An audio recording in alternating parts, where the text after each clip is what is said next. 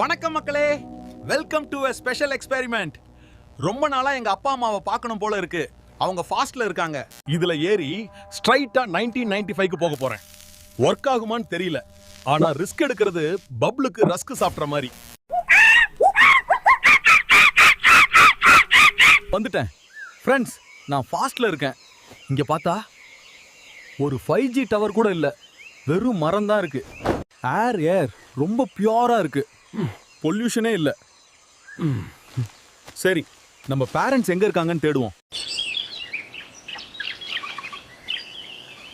அங்க பாருங்க, அதுதான் எங்க அப்பா அம்மா. அம்மா எப்பவும் போல அப்பா தலையில பேணி பாக்குறாங்க.